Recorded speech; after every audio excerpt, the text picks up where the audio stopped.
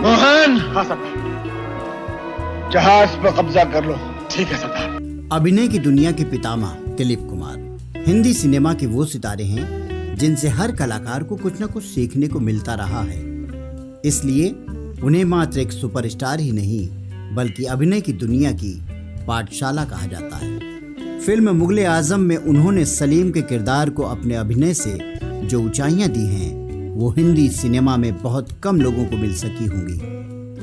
फेयरफ्लिक्स entertainment के फिल्मी बातों में आज हम बात करेंगे अभिनय सम्राट दिलीप कुमार के बारे में। तो स्वीकार कीजिए रजनीश त्रिवेदी का नमस्कार। दिलीप कुमार का जन्म 11 दिसंबर 1922 को अविभाजित भारत में पेशावर नाम का एक शहर जो अब पाकिस्तान में है वहां पर हुआ था। उनकी माता का नाम आसमा रहमान और पिता का नाम गुलाम सरवर था। उनका नाम मोहम्मद यूनुस खान था, लेकिन हिंदी फिल्मों में वो दिलीप कुमार के नाम से पहचाने गए। हिंदी सिनेमा में उनके योगदान को देखते हुए उन्हें भारतीय संसद के उच्च सदन राज्यसभा में सदस्य के रूप में मनोनीत किया गया। दिलीप कुमार को भारत तथा दुनिया के सर्वश्रेष्ठ अभिनेताओं में गिना जाता रहा है। वे आजादी से लेकर 60 के दशक तक भारत के सबसे लोकप्रिय अदाकार थे। वे हिंदी सिनेमा के आज के सबसे कामयाब अदाकार हैं। उनकी 80% से अधिक फिल्में कामयाबी के स्तर से ऊपर रही हैं। 6 दशकों के कार्यकाल में उन्हें दुनिया में पहली बार पर्दे पर मेथड एक्टिंग को इजाद करने का श्रेय भी दिया जाता है, जिसके कारण वे तमाम पीढ़ियों के अदाकार के प्रेरणा के स्रोत रहे हैं। दिलीप कुमार को भारत का दूसरा एवं तीसरा सर्वोच्च नागरिक सम्मान पद्म विभूषण और पद्म भूषण से सम्मानित किया गया। उन्हें पाकिस्तान का सर्वोच्च नागरिक सम्मान निशान-ए-इम्तियाज भी प्राप्त है। अभिनेत्री और निर्माता देविका रानी ने उन्हें फिल्मों में काम दिया और उन्हीं के सुझाव पर उन्होंने अपना स्टेज नाम दिलीप कुमार रखा। उन्हें सर्वश्रेष्ठ अभिनेता के लिए 8 बार फिल्म फेयर पुरस्कार और वर्ष 1994 में दादा साहेब फाल्के पुरस्कार भी प्रदान किया गया। अपने कैरियर के शुरुआती वर्षों में कई सफल त्रासद या दुखद भूमिकाएं करने के कारण उन्हें मीडिया में ट्रेजेडी किंग भी कहा जाता था। व्यापार विश्लेषकों के अनुसार उनकी बहुत सी फिल्में इसलिए भी कामयाब हुईं क्योंकि जनता सिर्फ उनकी अदाकारी देखने आया करती थी। फिर चाहे उन चलचित्रों में खास मनोरंजन के तत्व ना भी हों, इस प्रकार का वाकया और किसी भी अदाकार के साथ नहीं हुआ है। उन्होंने बहुत सी बड़े पैमाने पर कामयाब फिल्मों में अदाकारी की है जो आज तक सबसे सफल चलचित्रों में गिनी जाती है, जिनमें वर्ष 1960 में आई फिल्म मुगले आजम और गंगा जमुना मुख्य हैं। उन्होंने फिल्मों में अदाकारी को रंगमंच से अलग किया और उसे नई परिभाषा दी, जिसका प्रभाव उनके बाद के कलाकारों पर रहा। वर्ष 1998 में आई फिल्म किला उनके कैरियर की आखिरी फिल्म थी। उन्हें वर्ष 1994 में भारतीय सिनेमा का सर्वोच्च नागरिक पुरस्कार दादा साहेब फाल्के पुरस्कार से सम्मानित किया गया।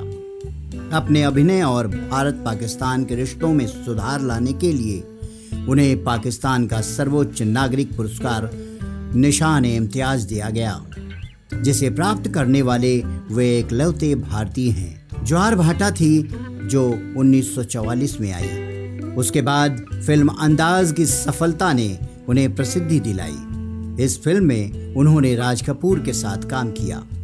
वर्ष 1991 में फिल्म दीदार और उसके बाद उन्हें ट्रेजेडी किंग कहा गया। मुगले आजम में उन्होंने मुगल राजकुमार जहांगीर की भूमिका निभाई। यह फिल्म पहले श्वेत और श्याम थी और 2004 में रंगीन बनाई गई। उन्होंने वर्ष 1961 में गंगा जमुना फिल्म का निर्माण भी किया, जिसमें उनके साथ उनके छोटे भाई नसीर खान ने काम किया। उन्होंने रमेश सिप्पी की फिल्म शक्ति में अमिताभ बच्चन के साथ काम किया। इस फिल्म के लिए उन्हें फिल्म फेयर पुरस्कार मिला।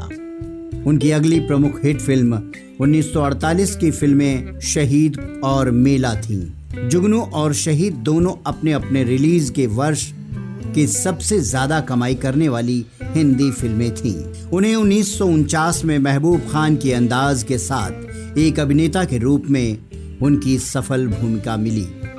दिलीप कुमार ने 1950 के दशक में जोगन, बाबुल, दीदार, तराना, दाग और पैगाम जैसी कई फिल्में की हैं, जो बॉक्स ऑफिस पर ही हिट रही। महबूब खान के बड़े बजट की फिल्म आन टेक्निकलर में शूट की जाने वाली उनकी पहली फिल्म बन गई, जिसे लंदन में भव्य प्रीमियर के साथ पूरे यूरोप में व्यापक रूप से प्रदर्शित किया गया।